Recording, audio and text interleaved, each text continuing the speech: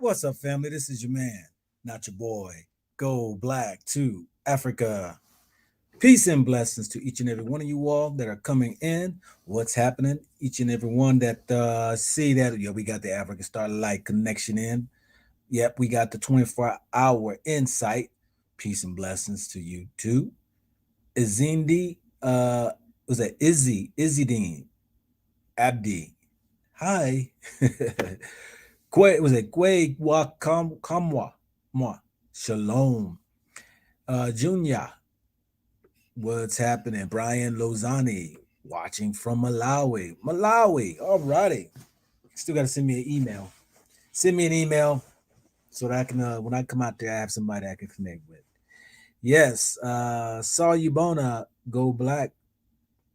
All right, Ra. Peace and blessings to you. Judah, Lioness, blessings to you too as well. What's up, family? How are y'all doing? I hope each and every one of you all really are enjoying your day. Tuesday, I think it is. Uh, Let me know where you all are chiming in at. Somebody already said that they are calling in or they are um, coming in from Malawi. See who's all out here right now. We got Houston, Texas in the house. All right, Eddie. Okay. We got coming to let's see, America is coming to Africa to get a peace. Yes, a PEACE as well, maybe as a PIECE. Yeah, Habari Gani Baba. Hey, Habari Gani to you too. Yeah. Um, from Ethiopia. All right. We got shout out to Ethiopia out there in the house. I'm gonna be there, y'all. I'm thinking September. I gotta get back out there and I gotta compare this Bible. I gotta get to back to this and open up these scriptures here so that I can reveal some things. Compare with 1100 uh they didn't even call it Bible. They call it like manuscript or what have you. It wasn't even really called a Bible. Let's see here. Washington D.C.'s in the house. Okay, we got a couple people in D.C. Texas, Dallas, Texas in the house. Washington D.C. Why everybody Washington? Y'all ain't working today or what? What's going on? Y'all retired or let me know something? Shoot, yeah. Good evening. You watching from Windhoek, Namibia. Okay, Anya. Welcome in the house. Ashe, Mississippi. Crucial consciousness. Tanzania in the house. Michigan. Watching from Virginia. All right. Watching from, okay, you didn't put nothing here. All right. Peace be with you, Go Black. How are you watching from New York? I'm doing well, Last day tomorrow in South Africa. And, being in South Africa, I got some footage and stuff that I still want to share. But I'm gonna put a what's pipulation. What you call it? I can't even say the word. But putting a whole thing of videos and stuff together to share my travels in South Africa. So I want y'all to look out for that right there. But check this out. So my title is My Final Day in South Africa, Revealing the Truth About South Africa. Family, I've been here a month. I don't spend months in places. I'm telling you, I get in, get out. I go a couple of weeks maybe, and I get out and, just try to go into the next country. I can't show everything, can't be everywhere. And, it's a headache at times traveling and, one bed into another bed. Ain't nothing like your own bed. Ain't nothing like being in your own room. When you in Airbnb and you in hotels, when you in that stuff gets, I've been doing this what? Just YouTube, what? September gonna be 2 years. It might be 2 years. Okay, we got Durban in the house. Hey, what's up, Rob? Polite. Hey man, how y'all like it down there in Durban? Let's see here. Let me continue right here on this right here. What y'all got to say here? Hey, go back. I'm here in South Africa from Chicago. I agree totally with a lot of your perspective. Listening to a lot of the locals here. Well, good, good, good. Which brings to the point, family. I did not come into South Africa, as some say, to come beat it up, to browbeat it, to anything. I did something totally different than any other country that I ever been in. When I came to South Africa, I wanted the people to speak for their country. I really did not want to come and try to give my view or my opinion. I dealt with my encounters, but when I did a lot of audios and did some videos, but the my intention this go around was let me do something different with South Africa, because I feel a certain way about South Africa, and that's apartheid. Because of the apartheid, it's something that's very near dear to me because of coming from Erica, capitalize the D in front of America, and capitalize the E, or put the D in front of America, capitalize the E. But let me say this right here. I came into South Africa with the mindset that I wanted the South Africans to share about their country. That's what I wanted. And that's what I did. And I think I did a pretty good job of finding out information from those and then trying to validate what I'm being told by looking around, reading newspapers, articles, and all these things to get a feel really of South Africa. Because me and my wife, we came down here, we looked around looking for property. And I still their alley. I mean, if you used to the Western, I'm gonna tell you, this place, um, being gone to Johannesburg and out to ENG. I went out on a with a couple who we met when we got here. I was turned on to them by a sister in Ghana. Lovely family took me and my wife out. As a matter of fact, shared up with us, some areas of Johannesburg, some history, and then went out to where his father lived. 92 years old, man. I didn't even take a picture. My wife was like, "See, you always missing the pictures." But with the beautiful family and the children, and here I am there hosting me and treating me like family. It was an awesome opportunity. But able to hear a man who's 92, like my father-in-law. My father-in-law is 92 years old, just turned 92 August the 1st.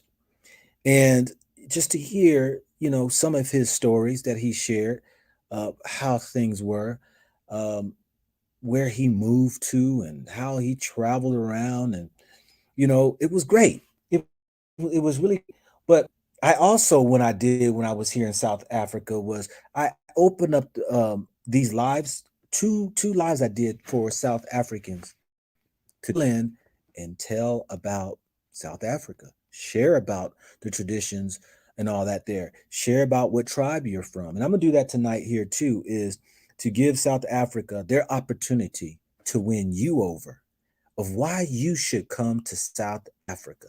Not me, but they are going to do that tonight. To South Africans, those out there who are the lovers and the haters, you have your opportunity to call in to share about South Africa. You must be South African. You must be living in South Africa. Why do I say this? I want people who's has the pulse on the ground, and who can share some of the beautiful things. I hope some people we can get call in from Cape Town, can call in from Durban maybe, and call in from Johannesburg and other villages or townships around South Africa. But please look at my videos that I've done. I've spoken to a brother who wrote the Constitution in 1994. He was one of 20 people, I think, interview. And he definitely changed my whole mindset when it came to not just him, it was several other people too, who changed my mindset in South Africa. Because there again, it's sensitive subject like apartheid that I grew up in America that was prejudice. I had to deal with a lot of prejudice growing up. I had I had to deal with being had a traumatic experiences, being chased by four white teenagers when I was in fourth grade. I ran for my life. I escaped them. They call me every name in the book and they screaming they gonna kill me, they catch me and all this. And and I dipped through the woods and they screaming through the woods, and I'm just, you know, through my life growing up, I had to fight through high school. I got suspended many a times from different I went to two different high schools, but I mean I got suspended several times in high school, almost got expelled. I then, joined the military after turning 17, graduated 17. I dealt with prejudice in the military, and it was a horrible experience. Got out the military, did my own businesses and stuff like that. Was very successful on it. Loved to coach kids. Got into school coaching and stuff. Had to deal with prejudice. Got into filming.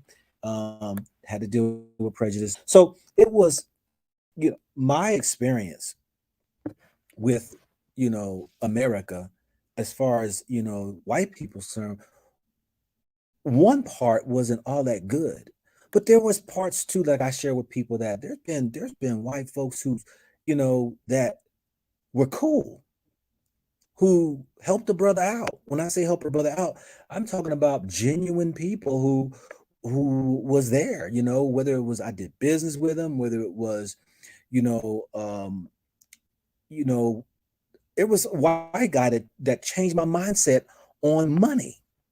That changed my whole perception about this money and budgeting and investing. I of the good and the bad.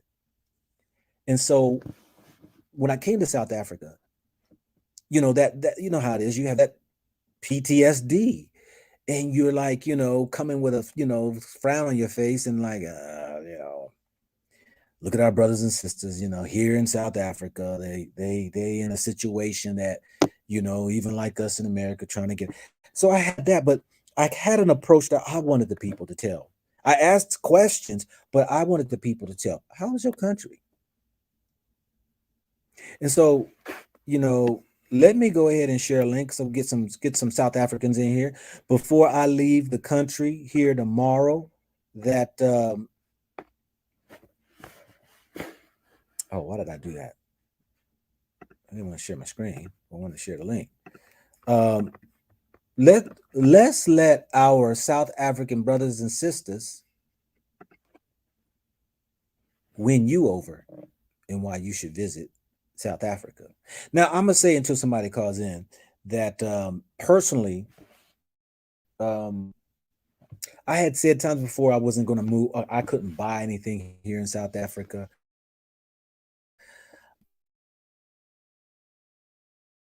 I said, I'm sensitive to seeing 1% of the Africans who probably are middle class. Right there is hard for me to swallow. You know, Africa definitely is westernized. South Africa westernized, got everything that you want that's from America. I mean, if not even more. I mean, they got the upper class, they got the middle class, and they got the lower class. Sad to say, you got more lower class than it is middle class. But I think that's everywhere though, anyway. But even saying that,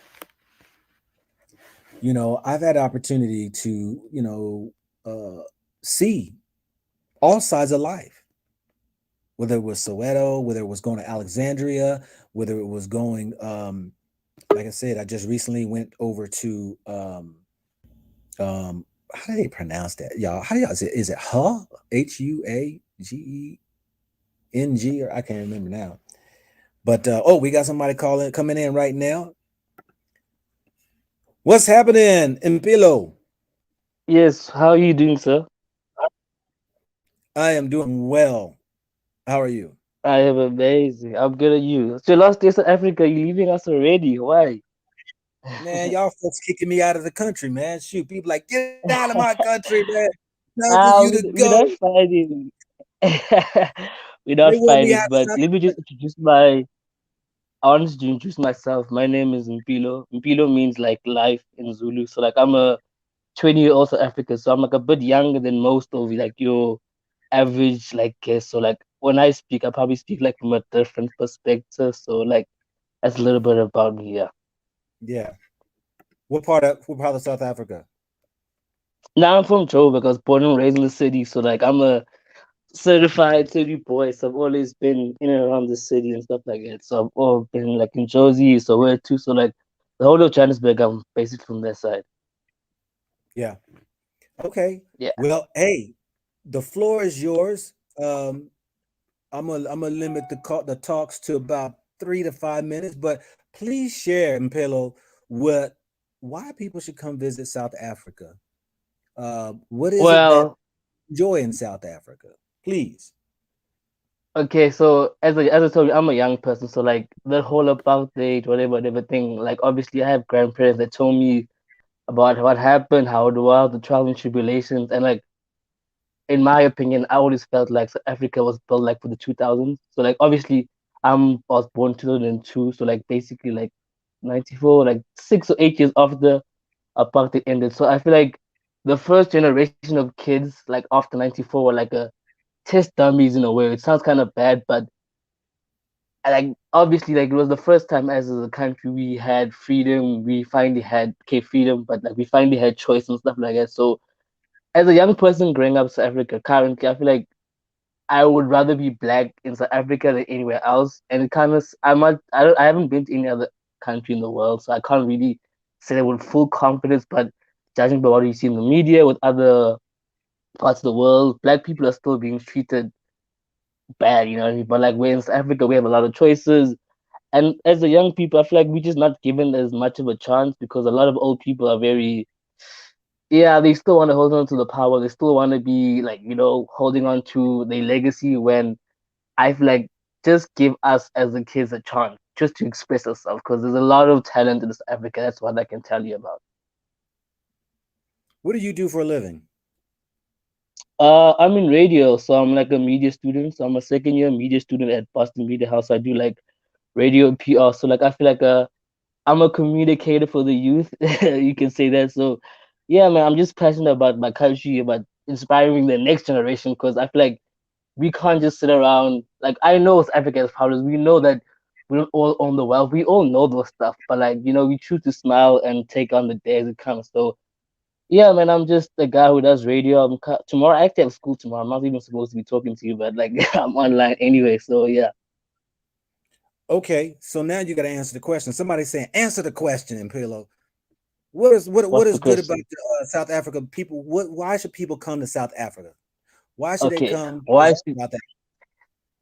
Okay, why is it comes to Africa? Well, we have amazing culture. First of all, like out of probably most African cultures, we still have our traditions. Like my name Pilo, like we still keep our names like that, so you can find your lineage, you can find all your traditions.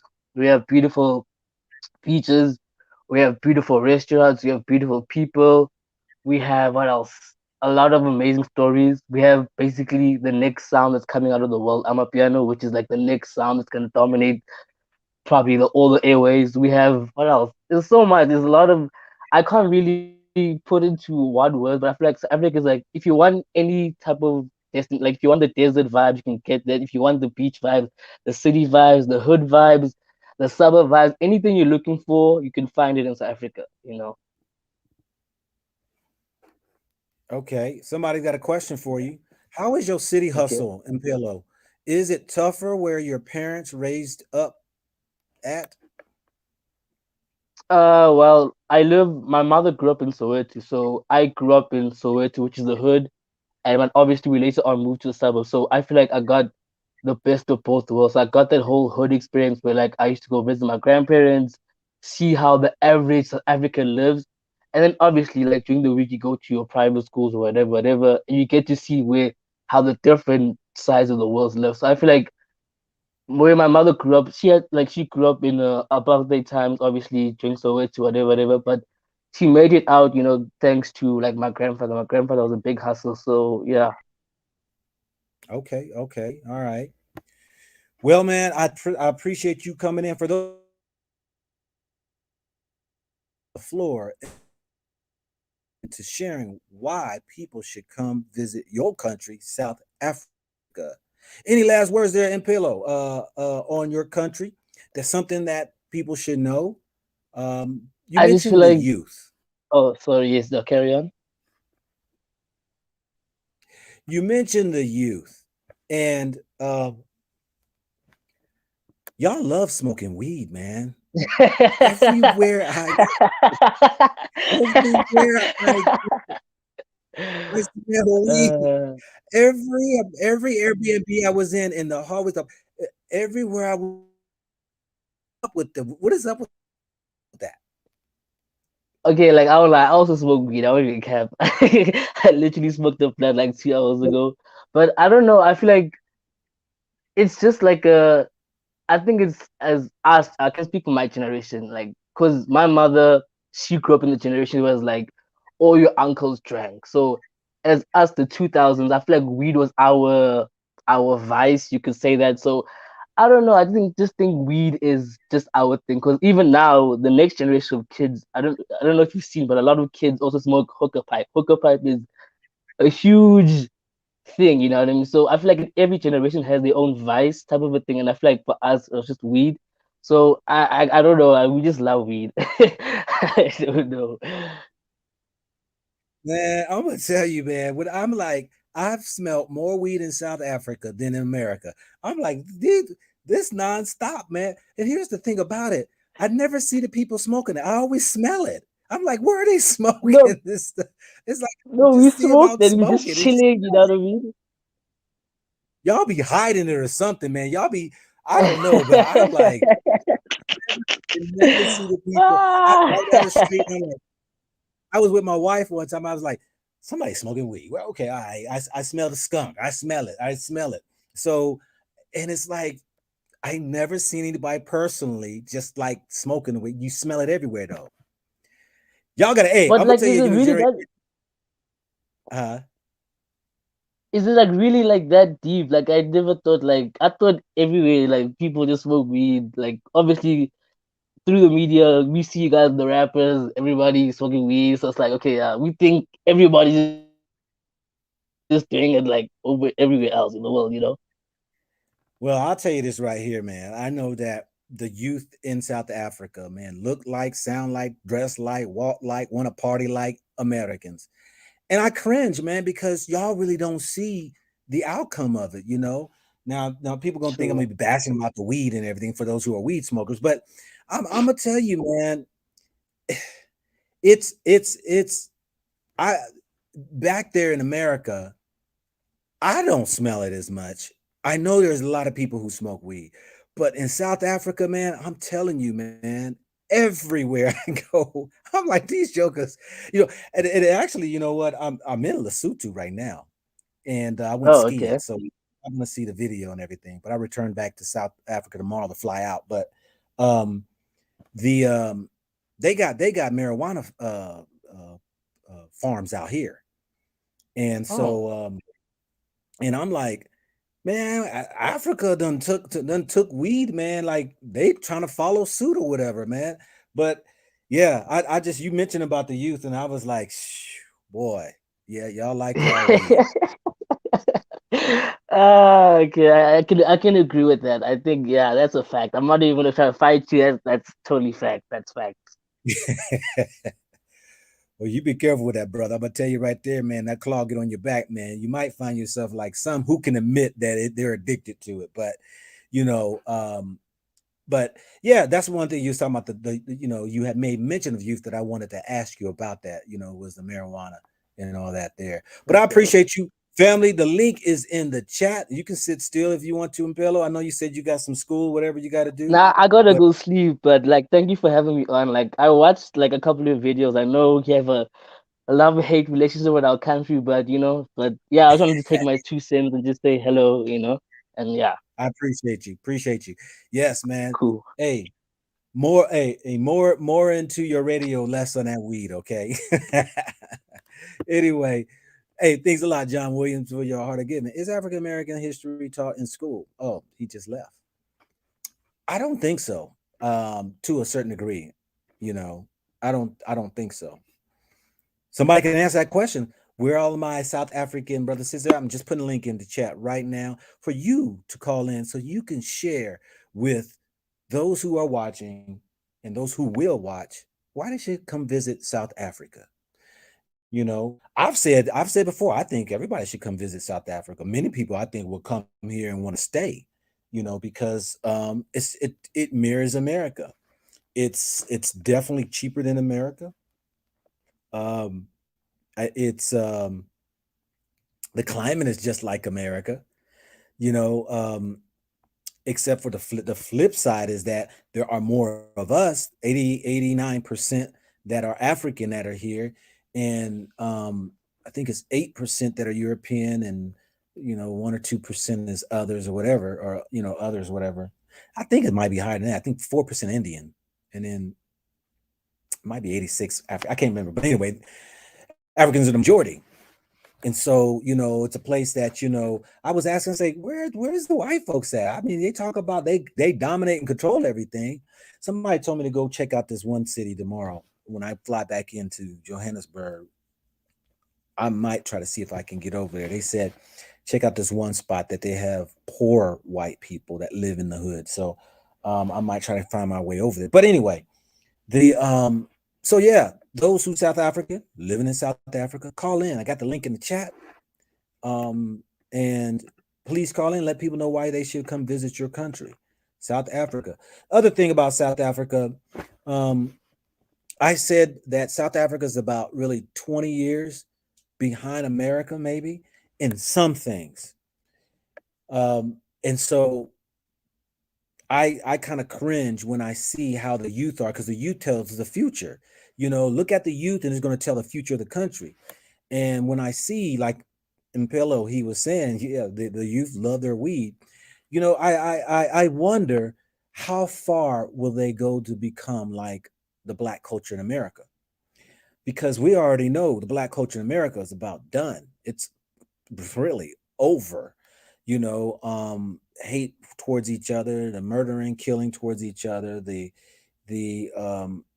it's just a shame.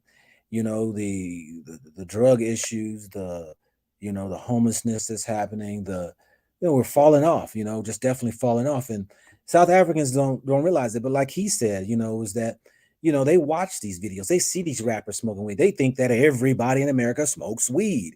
They think everybody dressed like, talk like the rappers or the ones people on TVs, the housewives and the NBA players and the whole thing, that they think that is a lot of us. To a certain degree it is, um but they don't know how destructive it's become.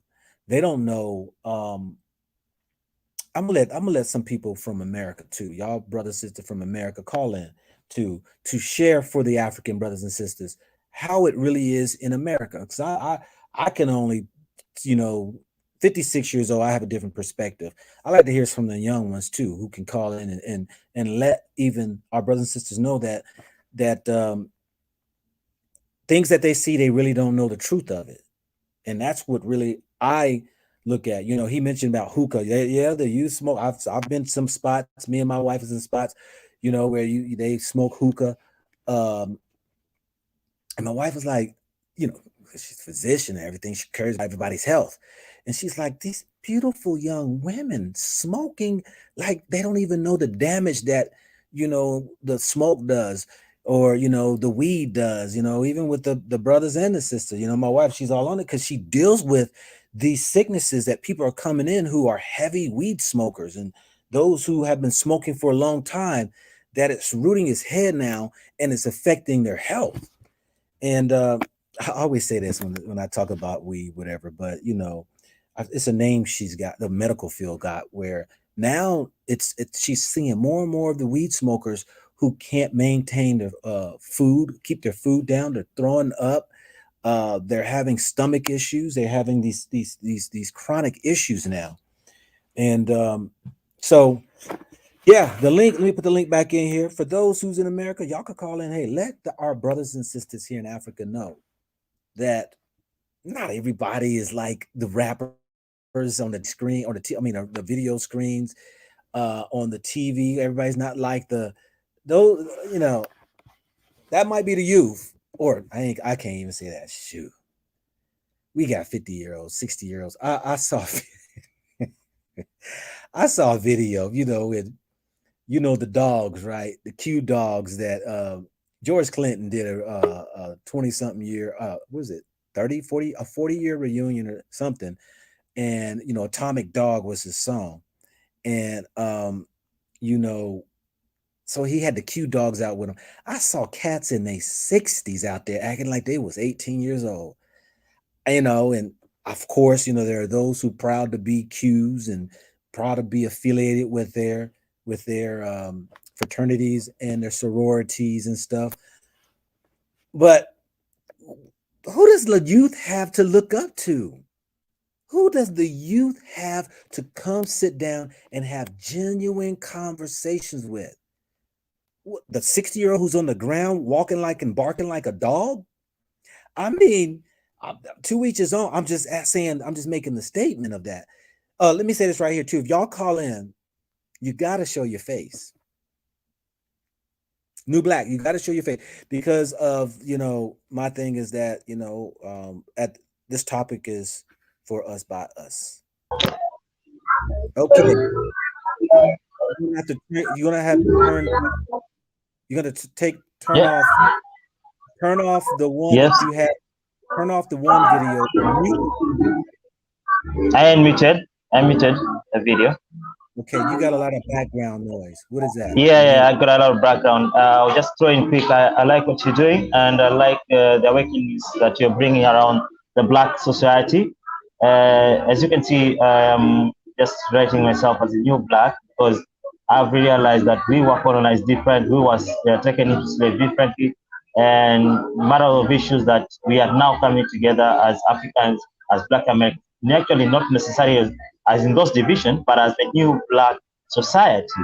And I don't want to spend a lot of time because of the background music, but I really want to emphasize that it's time that we start to respect ourselves. It's time that we should stand for ourselves, and we should do things for ourselves, because the COVID came and taught us a lot that we are alone as a society. It doesn't mean that it's something bad, no. It means that everyone is looking up to themselves. So the Black society, which should be the new Black, should be there for their own society. So that's what I want to throw in quick. I like what you're doing in South Africa. Blessed brother. I wish you all the best in everything you do in Africa, changing the narrative also. And this is something that we want as an African people, as people of the color, because we have a lot of history which is not even in the books yet, yeah? Because there's a lot that is still out there. I wish I will send you an email later and give you what my perspective is, because I believe African society was not only ruled by kings, who are ruled by chiefs, who are ruled by spiritual leaders, and this is only continent that in the world that had different society, different kind of leadership, and the democracy that is imposed on us as an African. This is not our democracy. This is not our democracy. This is not our food. This is not our part of life. We have a different life, and the white or the other societies in the world should leave Africa to do with their problems and find a way how to lead their way. Like today, in Kenya is voting, and a new way of voting has just come up. Yeah? This is in our country, in Kenya. We used to have a lot of back and forth. Today, people are voting and going home, and we pray for more for peace, and we are praying for everything that is going on in that country. And it's not only in Africa, it's not only in Kenya, but we see what is happening in Mali. We see all the what was referred as to Anglo-Franco country, leaving the ties to France. And this is the new Africa that we are ready to build. This is the new Africa that we should be thinking about. Thank you. I want to leave for now. That's All what I right, said. Thank you. appreciate it, brother. Peace, blessings to you. Yeah, the he hit some points. Though I want South Africans to call. Though I want South Africans to call. Oh, 1 second. I gotta talk to my wife real quick. Hey, babe, I'm on a live. I'll call you back. All right, I'll call you back. Yeah. So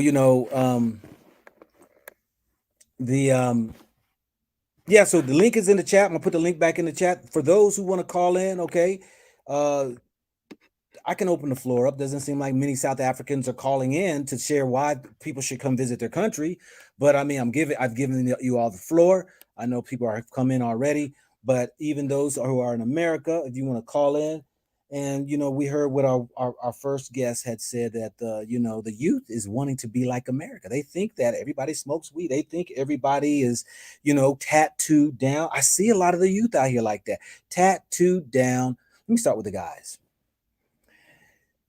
You see some of the sagging with the pants, with some, not all, but you see some. You see those who, want to have the swag. You see those, whether it's with the hat or the clothes or what have you.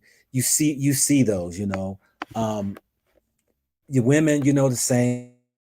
The women, they are into the dressing, how they dress, women dress. I call it really revealing, that the young youth are revealing makeup. A lot of makeup is being worn, and with wigs, with eyelashes. They wore eyelashes. You see that with a lot of youth, not all, but you do see a lot of that. And so that's why I said it's very similar and familiar to me when you're here in South Africa. That's why I said, you coming from America, you're gonna fit right in, because I mean, they're emulating America and all, and it's sad because South Africa has a rich African history. I don't even like when South Africa call themselves black. I don't, because we're really Africans. And I'm gonna do a video on that, because black is a trip word. It's actually it boxes in. It actually does mentally. It really does. This is why it was created, to keep everybody in their perspective places. And South Africa is one of the few countries where they refer to themselves as black. But I get it, because the Europeans that are here, they brought in that same mentality. Most African countries, when they come in, they basically refer to themselves by, their tribe. They might say African, but they say, oh no, I'm Ashanti. I'm this, I'm that, I'm this and this and that. That's my experience. But yeah, but there again too, when you got, even the Europeans call themselves Afrikaans, who are here in South Africa. So, I guess trying to make the distinction, you got to throw the color in there, who you talking about. Because every time I'm talking to somebody, I'm like, all right, are you talking about black Africans? Because some refer to them as Afrikaans.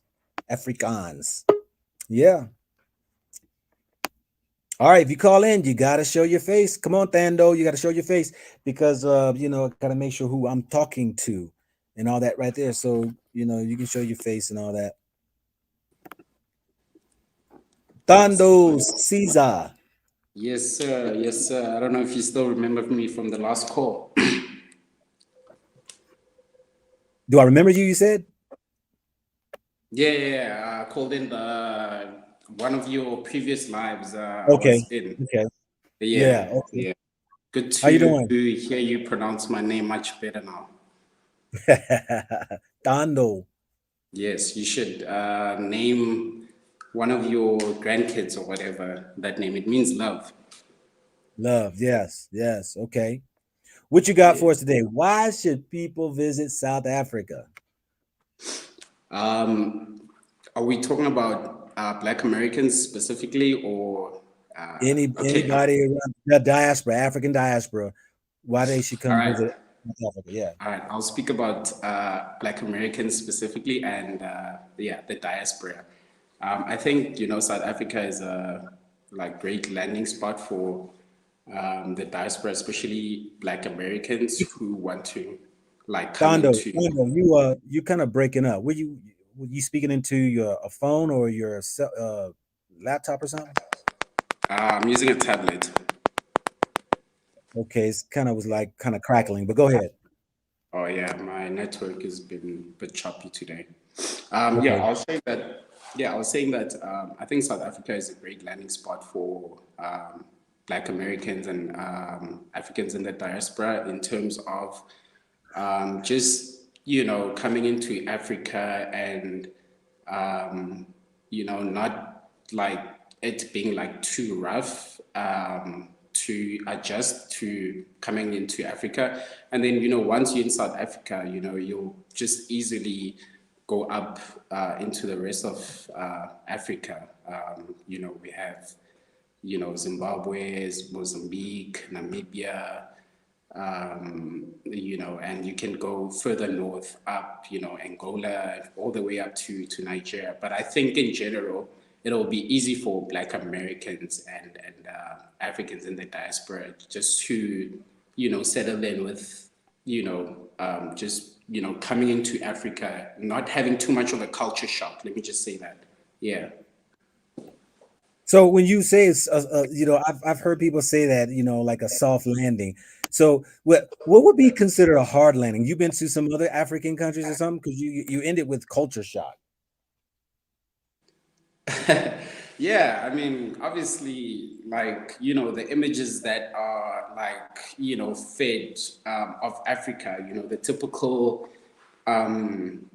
image that is fed like of like Africa, when a lot of African Americans and Africans in the diaspora come to, they kind of like have a culture shock because they a lot of them are expecting that typical African image that everything is bad and whatnot, and there's no like modern, it hasn't been modernized basically. So I think South Africa does at least, and obviously not only South Africa, Namibia, obviously, I'm not Ghana as well, and parts of, I mean, pretty much most of Africa can actually have like a soft landing spot. But in terms of like culture shock, as you were mentioning, with the South African youth, right?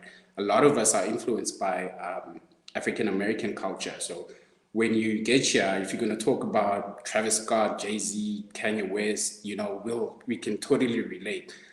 Even if you're going to talk about Marvin Gaye, our parents, we grew up, our parents were listening to your Marvin Gaye's, your Barry White's, we grew up listening to that. So we like, we know everything about you guys, actually. We know, we know everything, your history. Well, some of us, not, but a lot of us like Did know they your teach history. you? Did they teach you in your high school about American history? No, they don't. No, they don't. But personally, I'm very much into history. I love history, and I've learned a lot of Black American history because it's gonna be, you won't be able to understand South African history without understanding American history, because the architects of Jim Crow were actually architects of apartheid. It was the same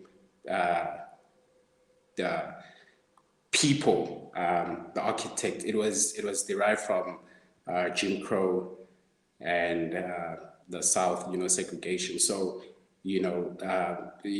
understanding American history is very important to understanding South African history, You know because what? The yeah, I was just thinking, because you said, that y'all love the American Black American culture and stuff. And I want some Americans to call in. I think y'all would hate American Black culture, Black American culture, if all them youth came over here. I think there would be a war, man, because they would run house up in here. I think it been like I think they would run house up in y'all be like, nah, we don't want y'all too hard. Y'all too strong coming up to this joker like this. Just y'all just out there like that. You know what I'm saying? Like like it's just like I don't know. I might be wrong, but somebody call in. Come on, to vouch. you know what I think, Go Especially if you've been Black. to South Africa. If you've been to South Africa, coming from America. Do you think the youth would respect Black American culture if all the youth came here to stay? Would they respect it? Hold one You know second. what I Hold on. think, Go Black, right? What do you think?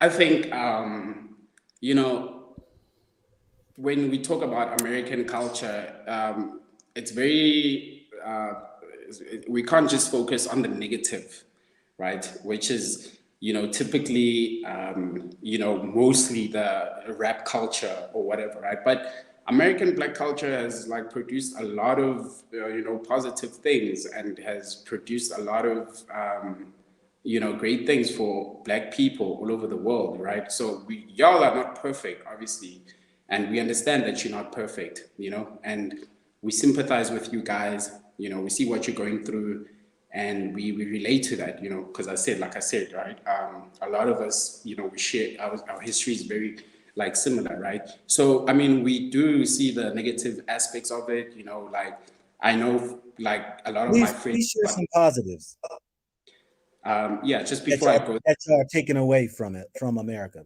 Please share that. hip hop has created a lot of careers for South Africans, right? And we must remember that the origins of hip hop was not as it is right now. It was very real, educational, until obviously, the white man, took it, and, he did his You thing broke to up. it. And You broke up. I couldn't. You're breaking up really bad, so it's hard for me to hear. You're choppy in what you said about. I asked him to remove sorry, hip hop. Yeah, remove hip hop out that subject there because I don't see positive in hip hop at all. I don't see nothing positive in it. Not at yeah, all. I don't care if you making millionaires. They're making millionaires and all that. I don't see nothing positive in it. Please share what's positive that the youth in South Africa are drawing from what they see in America. I would say, like, just like with standing up for your people, and being vocal, about like hey, yo, who's this, the off-white guy, why am I forgetting his name, uh the founder of Off-White. You got to call back in because you're breaking up, my brother. Call back in and all that. Let's get to classic. Let's get to classic here. What's up, classic? I don't know. You great. Welcome to SA, Mr. Go Black. It's been Thank you, watching thank you, your thank your videos. I'm all good and blessed. Can't complain. I keep hearing an echo. Can you hear me though? Say that again. Can you hear me? Yeah, go ahead. Can you hear me? You are. Can y'all hear him? Is It's it? kind of delaying. Can anyone hear me on the chat though? Oh, that's good. Okay, they can hear me. Yeah, but there's some latency situation. It keeps delaying. Like everything I say something, it. But yeah, I'm a young South African myself. Eh? Can you hear me? Okay. Can you just? Yeah, cool. I can hear you too. I just want to speak on this. On our perspective, like the American influence and also some European influence to South Africa as well. Go ahead on, And brother. I'm sorry, I keep hearing a delayed feedback, but like, let me just keep going. So as like yeah, there's so many young. Firstly, I just want to say there are so many young pro-black and proud Bantu like youth in South Africa. That's like not spoken of as much on like mainstream media, either social media or just mainstream media, right? Mm-hmm. So um for a lot of outsiders, especially like from Europe or other African nations, their perspective of what South Africa is the same propaganda that's being fed to the diaspora about South Africa and the potential that South Africa has for the future of Africa, and how us as a specific like group of people in the southern tip of Africa, the location that we are also located at, the role it plays in the whole world, because originally people originate from this region of the planet. If you've done extensive research as well of this region's ancient history, the first people and first human beings actually came um, on this on this exact region. The food as well geographically from this region, uh, the way our country is so unique and set up, even throughout history, nutrition from this. Sorry, I keep hearing feedback. Like there's delays every time I'm speaking. Just keep on speaking. Okay, cool. So if also there's other people who also are aware of this, please do as well. Share on the comments as well. So anyway, one of the many reasons that people are coming to South Africa, it's not really that South Africa is just a developed country, like one of the most developed countries in Africa. One of the reasons is just its energy, like energy, existing energy. Same as how the whole world used to go to Egypt, ancient Egypt back in the day, like the greatest universities were there, right? That's where everyone went to study. That's where everyone went to study architecture. That's where everyone used to go to study alchemy, right? So those very same pole shifting where everyone in Africa goes to one place, that's South Africa's current situation. You understand? So people do not only come here for job opportunities and like just access to just access to working and becoming part of the working class. It's an organic shift in energy that exists, and a lot of South African kids are aware of that. You understand?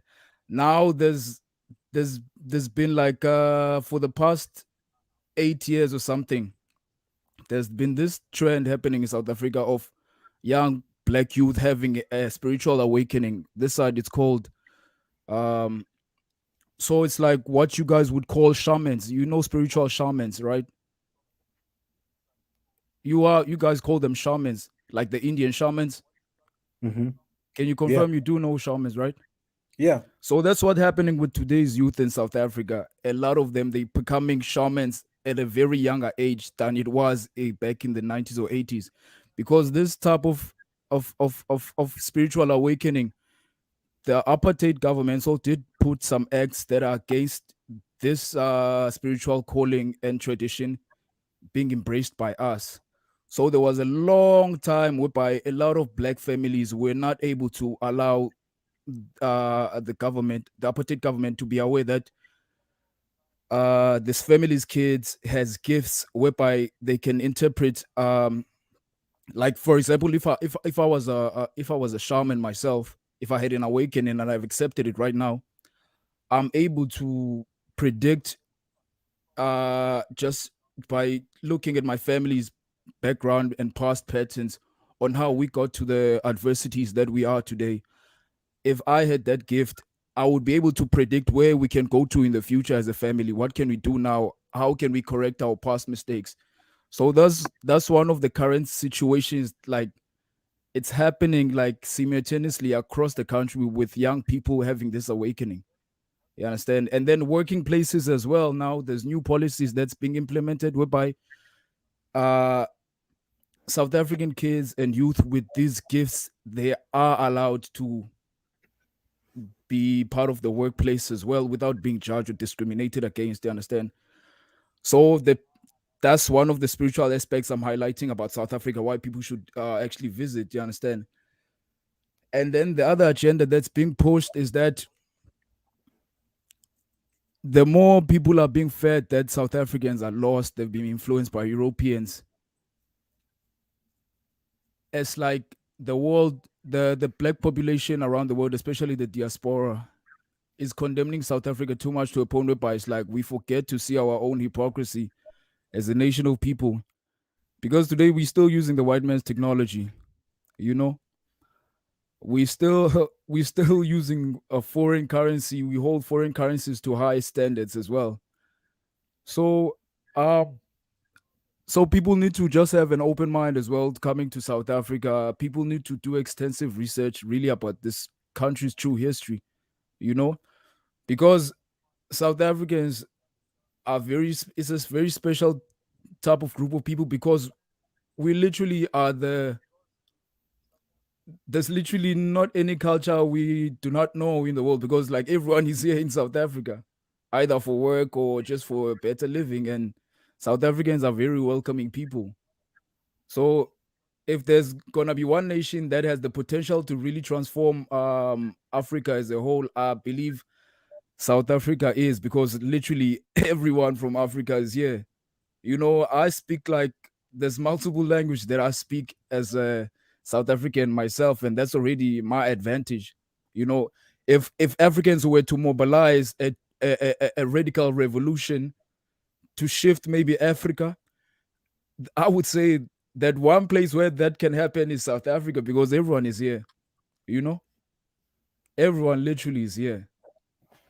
Okay, So we got a if I question would for you. say if I won't take too long. This will be the last one. So if anyone was to come to Africa, I wouldn't say it's a dumb decision. Just let me close with this, right?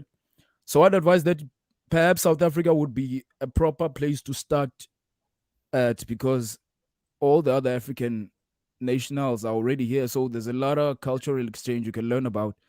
If there's you wanna do you know you wanna taste some of your West African food is here. You wanna taste some Somalian food is here, you know. So but it's a normal thing for a place like South Africa, whereby there's different ethnic groups and cultural backgrounds. There's always gonna be clashes and stuff. You understand? But like, if there's one place with potential to transform Africa, for me, I think South Africa is. You know, so yeah, just You got one question here. Read the screen. uh, Go Black ask him about his opinion on Western Cape independence. That one is not happening. Eh? Yeah, we are all anti that. Like, we're not allowing that to happen. It's not Mm. happening. Please It's share not what that is. happening. Please share with us You a know, little bit about that.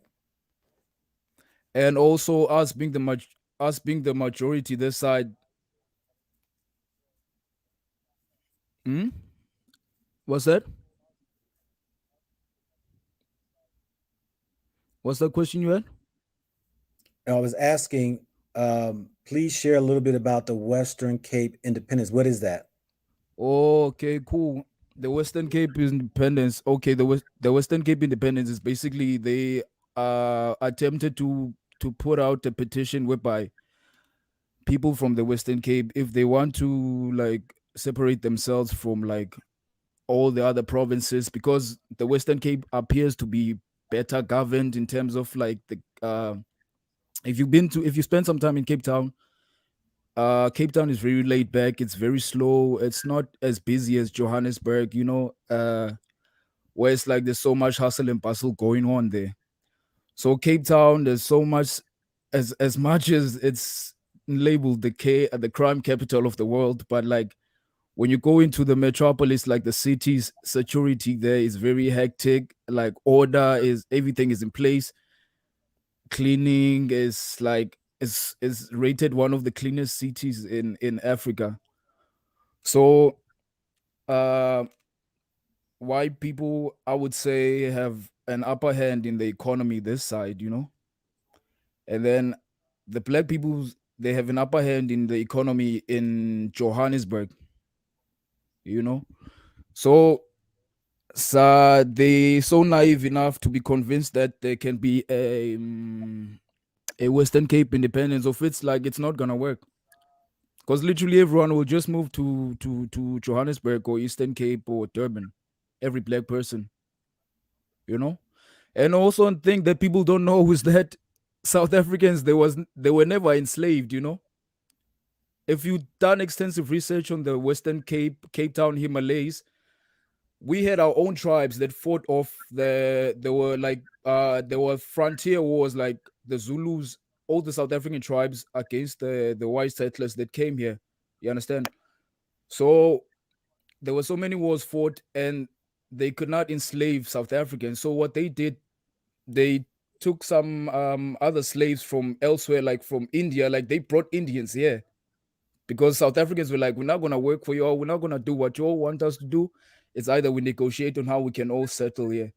So this was like back in the 1600s, in like the 1500s, But like that history will not be like emphasized so much, because like it's an agenda for people to assume that South Africa's history starts from like apartheid.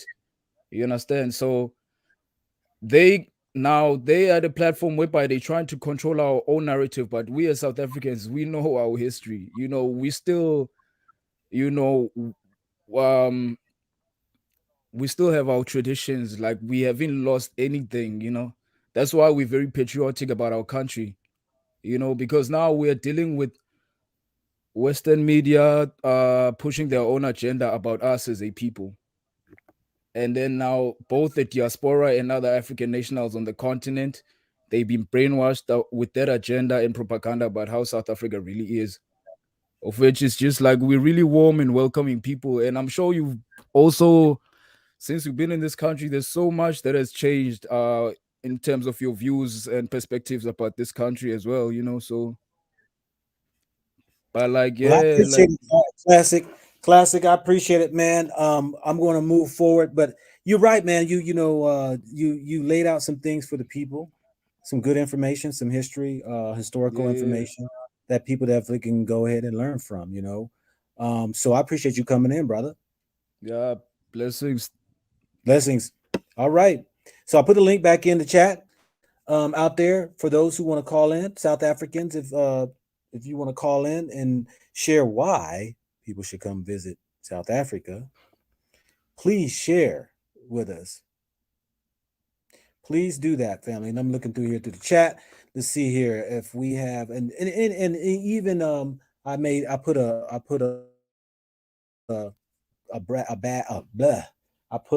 call out to, even if you are in America, that you want to share, because a young man uh, who left, I can't remember the name now, um, who's talking about the positives that the youth have taken away from America. And he mentioned I wish he'd call back in too, because I want to get clarity on that. But talked about the hip hop or the rap, the industry was positive. It create jobs. It created some things. I couldn't hear all what he was saying. You know, um, if that's all you can get positive out of, we got beautiful brothers and sisters in America who go to college, who are doctors and lawyers and mechanics and CEOs or whatever. We got those who are there too. This just they don't get the limelight. And we got those who are out there who's in a struggle. We got those out there who are positive, who are keeping the faith. Those who are trying to live a life for the Most High. There are those out there who are married couples who are, it's just you don't really see or hear of many because it is not put in the forefront. So I'm kind of curious when I said, please list something positive, because anything depicting typically black people on TV or in the movies is either we're drug dealers, we're gangbangers, we use drugs, we're abusive, we're killers. And so I would like to see how you extrapolate out of that, because there again, like I said, hip hop to me, in my opinion, is garbage, and it's caused the destruction in the black community. I mean, that's my opinion, and I don't see anything that good that comes out of it. You know what, what it causes a fool to be a millionaire. It talks about, slanging dope or killing, calling women bees and hoes, and um drinking your sip and snorting or taking your mollies or taking all of this stuff. Please tell me where the positives come in. I'd love to hear that, because if that's positive, I've said before, the influence of hip hop around the globe has changed the youth. And you ask any country, has problems increased in that? Whether you want to call it, crime, whether you want to say graffiti, whether you want to say the dysfunction in families or whatever, it plays a part. I ain't saying all of it, but it plays a part. And like I said, look at your youth. It's going to tell you how your tomorrows are.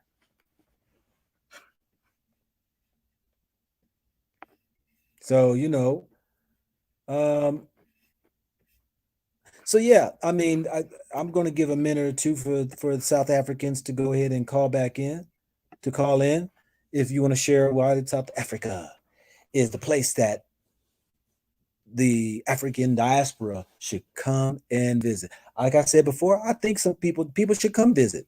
Check it out. I think a lot of people would love it out here, I see it in a different perspective, but who am I? I'm just one one pebble on the beach of billions and trillions and gazillions of, sand. Let's see here. Yeah, I mean, I'm not having no South Africans call in. It says it's very disrespectful and breeds criminality and hatred of women. Yeah, it does that. It does that. Yeah.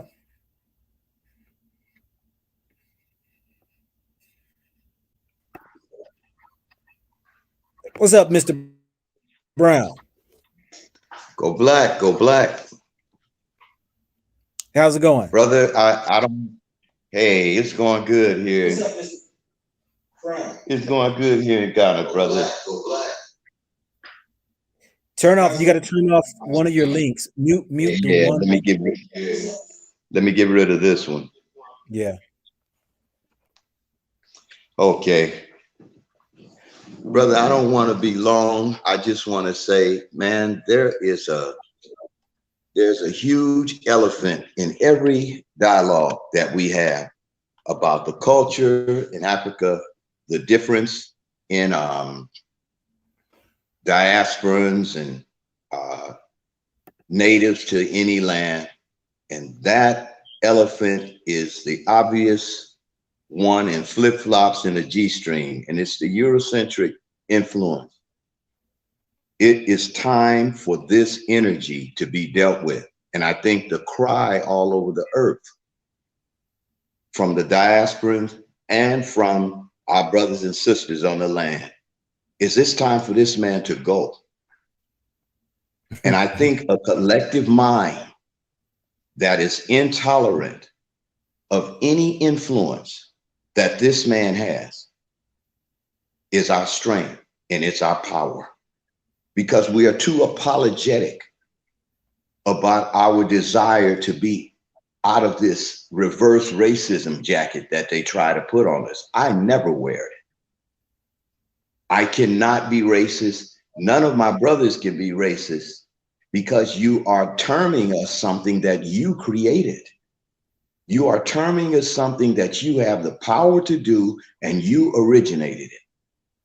So I just wanted to share that because my stomach turns every time I see us in dialogue, and it's like we're missing one another.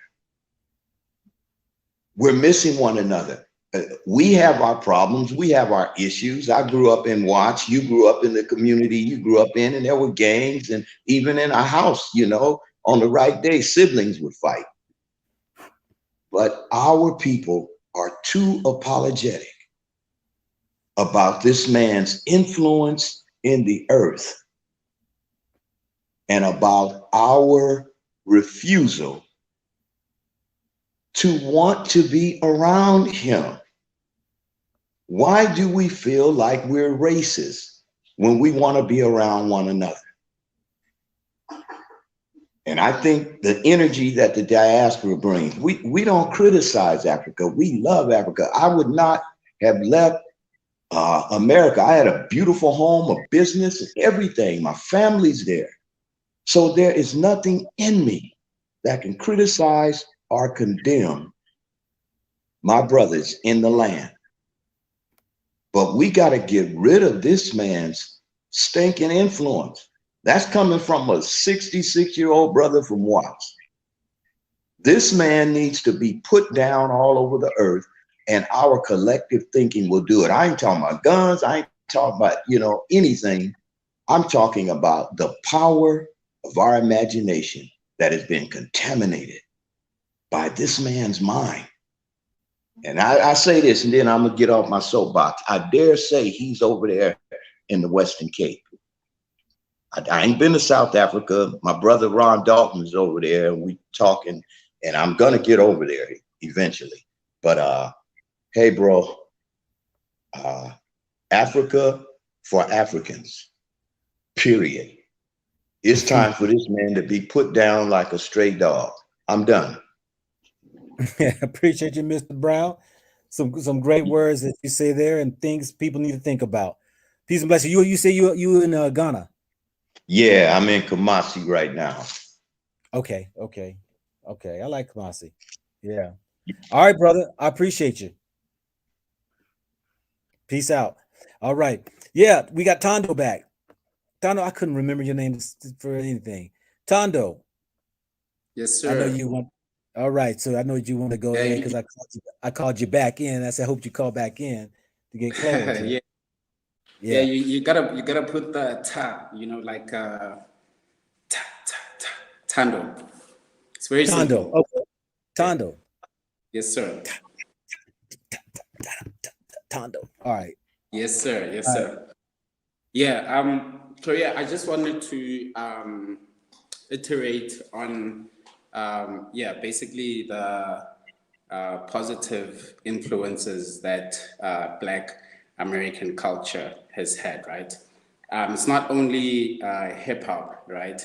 But obviously, Black Americans have contributed a lot of things that a lot of people don't know about, right? Like, you know, your Sesame Street and the amount of great leaders that y'all have produced, your Muhammad Ali's, you know, your Farrakhan's, Elijah Muhammad, Malcolm X, Martin Luther King, right? And actually, a lot of your leaders influenced our leaders, our political struggle leaders during apartheid. You know, your Steve Biko's were very much heavily influenced by, you know, your Malcolm X's, right? So obviously, because of white America, they always trying to portray a certain image about Black Americans, just like they're always trying to portray a certain image about Africa, right? So we have to be very aware and conscious of that. And when we're dealing with each other, we have to be aware of those influences, and we need to be able to look past that and actually, just like the previous brother that just spoke, right? We need to be able to, you know, connect without you know, having those influences from, you know, the white world, because how we see you guys is how, you know, the white America portrays you guys, right? which is very negative a lot of the times, right? And how you guys perceive Africa is how, white America presents Africa to you guys, right? So we, on both ends, right, we have a filter, we have someone, narrating the story in between us, right? But if we actually move past that, I think, there's a lot of mutual and there's a lot of common things and a lot of things that we can relate to. And it's just a matter of, having conversations like this. Yeah. Yeah. Well, I appreciate you calling back in and all that there, man. Definitely. So, Yeah. yeah. Yeah, Most I also just want just want to make one more statement, right, regarding saying, a lot of Africans and a lot of African Americans, you know, they like to say we don't own land or we need to, take back our land and all that. I just want to say something on this, right? African history is very complex, right? So what you see with a lot of the African countries, that gained in, remember, South Africa was the last country that got its independence, right? For about 300 years, we were colonized. I wouldn't really colonized, but it was a lot of fighting, right, for about 300 years. And then apartheid came like in the last, 100 years. So we have about 400 years of contact with Europeans, right? And we were the last country in Africa to gain our independence, right? So what that meant was we were able to learn from the mistakes that other African countries made, right? One of the mistakes that I think a lot of African countries made was they, when Europeans got here, they built infrastructure, they built systems, they introduced technology, they introduced a lot of things that were foreign to us at that time, right? And obviously, they used black labor to build our cities and whatnot. They didn't build it, they just provided the resources and stuff, but the actual physical work, it was our people, right? Just like America, right? And what that meant was cheap labor or no pay at all, right? And obviously the exploitation of our resources. So the biggest mistake that a lot of these African countries made was just chasing white people away, right? You can't just chase them away, they owe you, right? They owe you because for years and years, they deprived you, right? Like in South Africa, for example, our parents weren't allowed to, own businesses. They weren't, there was Bantu education, which was a very, very low and degrading form of education, right? So now if you just let them off like that and, you've just been deprived of, a knowledge, you've been deprived of a lot of things and, you can't just let them go. They have to pay you, right? They have to pay you back. And that's not just in monetary form, but also in knowledge and, skill share, right? And that's what we're doing right now in South Africa. There's a skill transfer that's happening. There's a knowledge exchange that's happening. We're not going to let them go off easily. You're not going to come into our land, build these cities and introduce all these technologies. And then, you just leave us like that. That's obvious. It's gonna deteriorate. This is what happened to the rest of Africa, right? So we decided that, okay, they know it's coming. At some point, they know it's coming. So right now, we're learning these systems, right? We're learning these systems, we're learning the technology, and, we're slowly getting there. We're slowly getting there. That skills change is happening because you must remember, land, you don't only use land for farming, right? Because people always talk about farming. Land is not only used for farming, guys. There's a lot of things that land can be used for, right? And we need to, there's a skill exchange that's happening. So people can judge South Africa and talk all they want about South Africa. But matter of fact is all these other African countries have land, but they're all here. They can't do shit with their land. Sorry for the strong language, but they can't do anything with their land, right? Whereas, South Africa was the last country to gain its independence, but we have one of the biggest middle classes and, it's constantly growing, and we doing quite well for 26 years, 27 years of independence, compared to countries with 50, 60 years of independence who can't even help us with anything, right? They come here and they start their own businesses. They don't help South Africans, right? Like my parents, right? This is one generation. My parents were not allowed to own a business. So a lot of Black South Africans are not business savvy, right? And if Africans want to come here, right, they need to also help us, have like some sort of like skill exchange, because obviously they have access to capital and resources that our parents didn't have, right? And they come here, they become quite arrogant and whatnot, instead of, helping, brothers out. So let me just cut it there because I'm going to go on forever. Peace out, y'all. Peace out. All right. Well, I'm gonna say this right here, and I'm going to defend some of the other African countries why they aren't as advanced as South Africa. Is because Europeans remained and used the Black Africans to build everything. This is the only reason. Majority of the African countries, the Europeans left. They tore down the manufacturing, the companies, the buildings. They took everything with them. So you can imagine that why I like to use this analogy right here. You have a business, and you have a child that you never even educated about your business, and you try to turn the business over to your child. They'll never know nothing about it because they was never involved with it. This is what happened to Africa. Only reason why that South Africa has that advantage is because the Europeans stayed. They didn't go nowhere. And they used the African, like my brother said, they used their so-called labor to build cities that weren't for the Africans, only the small few. Majorities cannot, like I said before, cannot afford to be eating at a lot of these restaurants, cannot afford to stay in the hotels, cannot afford to go to a lot of these different places that cost that money. This is the only reason why. So it is not necessarily South Africa has anything did differently than or they are better than any African country. No, no, no, no, no, no, no, no. It's just the history is different. I go to Ghana, I go to Sierra Leone, I can go to Senegal, I can go to all these African countries besides South Africa, Namibia, and Botswana, where the Europeans still remain. They used the locals to build what they wanted. The rest, them Europeans left and they took everything with them. How are people supposed to know how to run a power plant, water plant, when they were the ones who were in the higher echelons that were controlling it, keeping information from?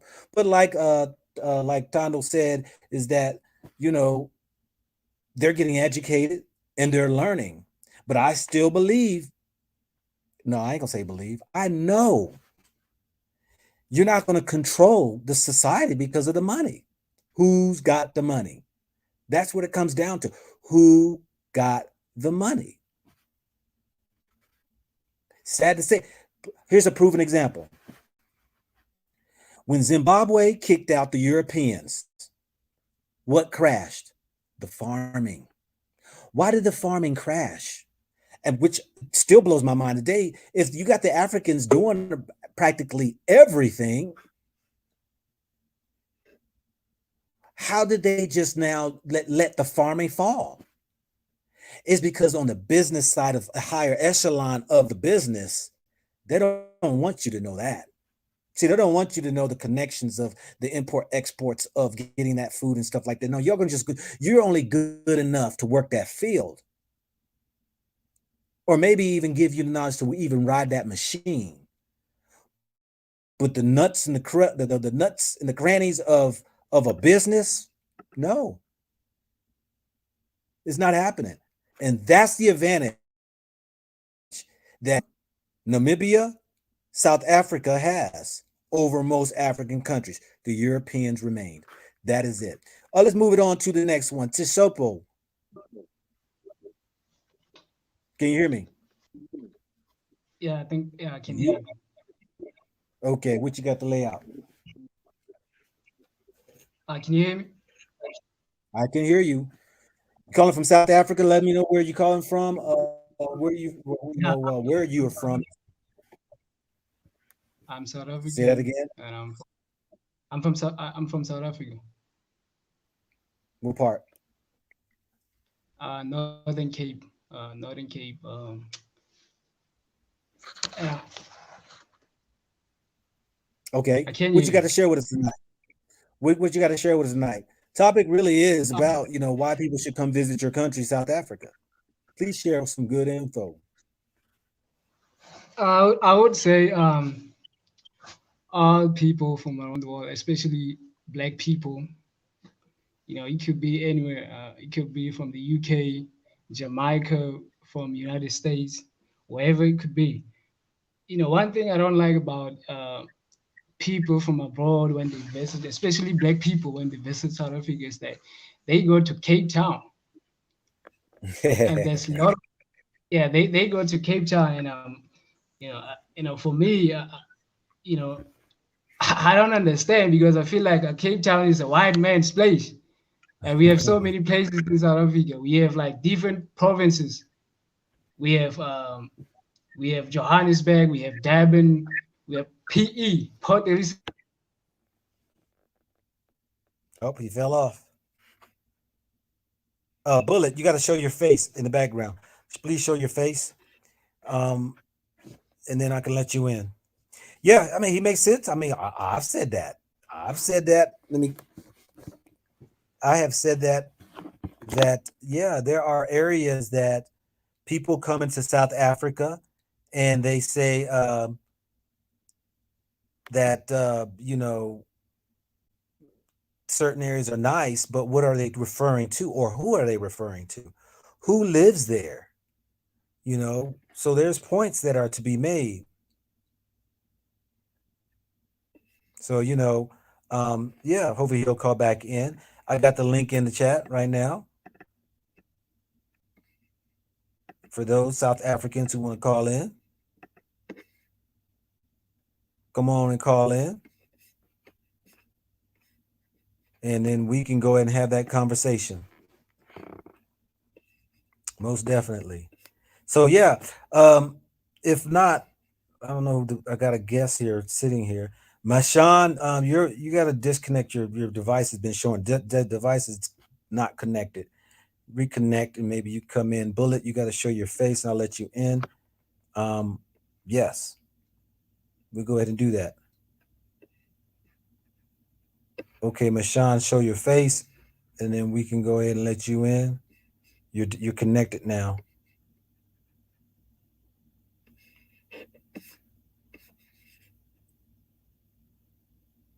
So, yeah, I'll give it a minute or so, like right here. But let's look in here to see what the chat. What is anybody has questions for me? You can go ahead and share it in the chat. I am in Lesotho right now. I went skiing today. Went skiing for the first time. Um, I picked it up really fast. You all see a video of that. It was definitely it was a moving experience. Put it that way. Lesotho, I'm gonna tell y'all, when you get out there on the countryside and you see the mountains, they call it the king of mountains. Hey, Rwanda, don't get mad. Lesotho, oh, I think that is the beautiful landscape of mountains with the locals with the grass roof houses they live in, the circle houses, the way that it is just pristine. They cut into the mountains with these lines in it to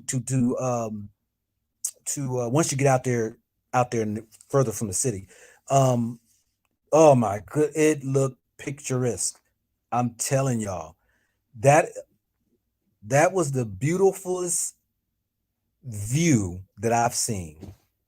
Lesotho, hands down. It was unbelievable. I try to capture pictures of it too. It's just this just did not pop like it was just seeing it this how it was. And these people, I was told, majority of them, remember I was talking about not working how we can disconnect from a system, live off the grid. The majority of the people there, they they they do their farming. You see their farming. A lot of everybody got gardens in their yard almost. They got herders, a lot of herders for animals and stuff like that. So they grow their own food. They have their own animals. They will sell their animals, sell their food, whatever. But they're living. I mean, they on the mountainsides. I'm talking beautiful, cle- cleaner than the cities, cleaner than the cities. So I hate to say it, Rwanda. I hate to say I'm still gonna put y'all number one, the cleanest country. Y'all hands down the cleanest country. But when I was out there on the mountainsides out there, seeing how the locals got everything, they got it laid out pristine, beautiful. The mountains are unbelievable. The landscape, the colors, it's awesome. Anyway, the I guess my Sean is not gonna show his face. That's one of my requirements. I got to know who I'm talking to. Will I return to South Africa? Yes, I will return to South Africa. Thank you, African Dreams in Haze. Yes, I will. Yeah, it is surrounded. Lesotho is surrounded by South Africa. If we take away the borders, it's really just the whole area. It's just that's where the mountains all are in that region of what you would call the country, Lesotho. Somebody said possibly Eden. you know, Africa's Eden. Africa's Eden. Yep.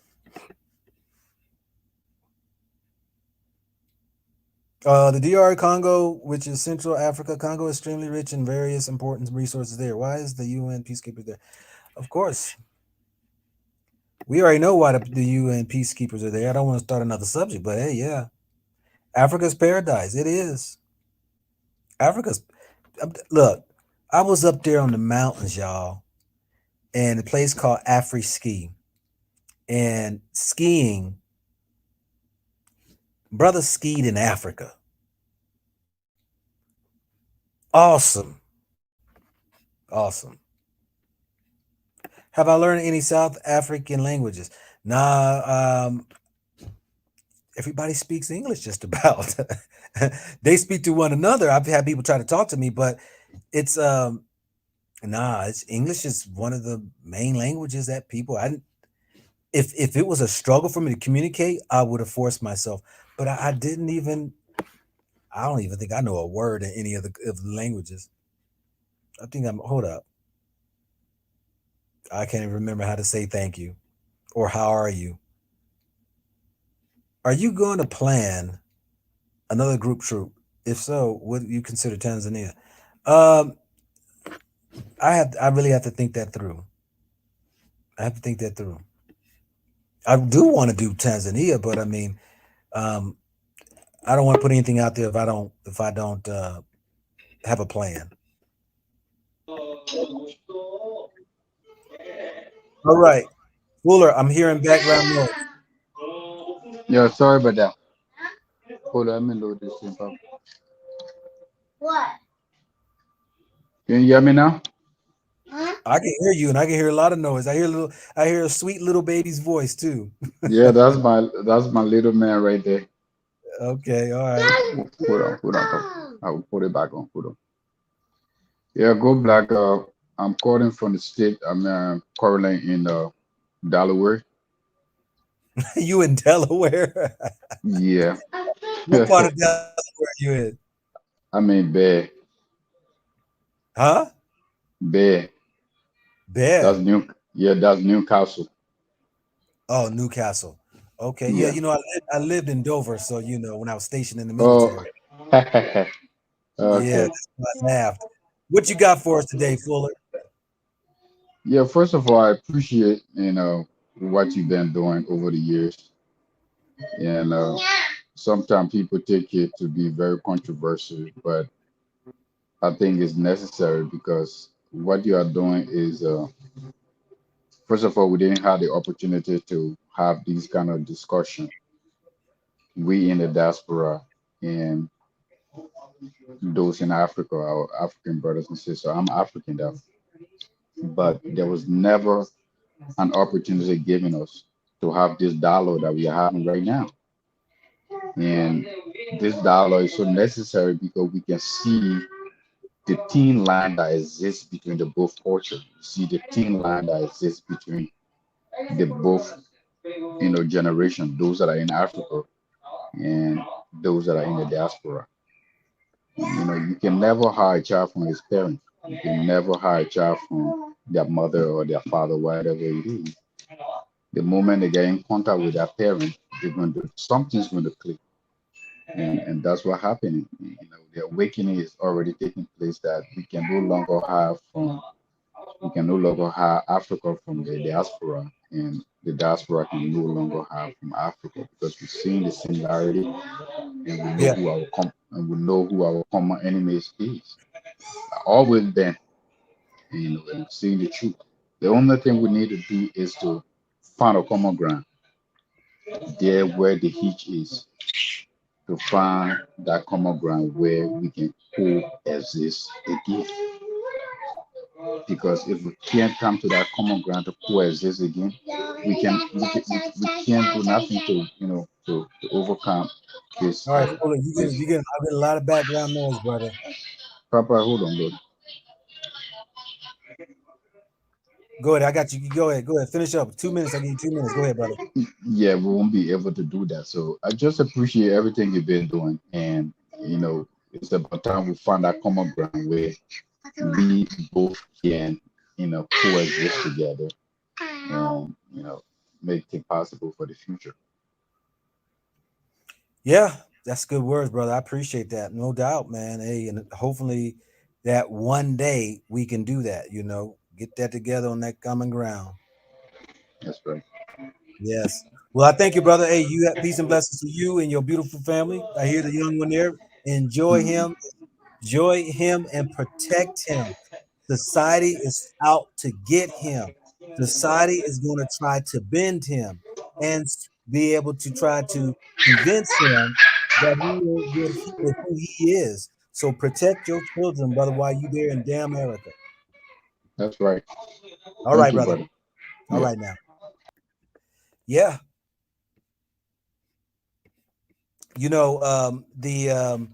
People don't think about that, when people are saying that want to go to America or they want to be like some of the things they see in America. They really don't see the behind the scenes, some of the vicious attacks that happen, and I know not everywhere or everybody's been affected by such, but what I'm saying is that, um, you know, every day that goes by, it gets a little worse. It gets a little worse. Well, I don't have any other South Africans who want to call in and share why they should come visit South Africa, because I have my last days tomorrow in South Africa. Fly back there tomorrow, and I head on out to the east of Africa, and hopefully I can go ahead and knock out Uganda, Burundi, and I might try to get out Seychelles out there too as well. So with that, family, I want to bid each and every one of you all good night. Peace and blessings to you all. I wish that each and every one of you all find that peace that you are looking for, or if you're looking for anything, the peace I say is the most high. But with that, I'll leave you with that love. I'm out.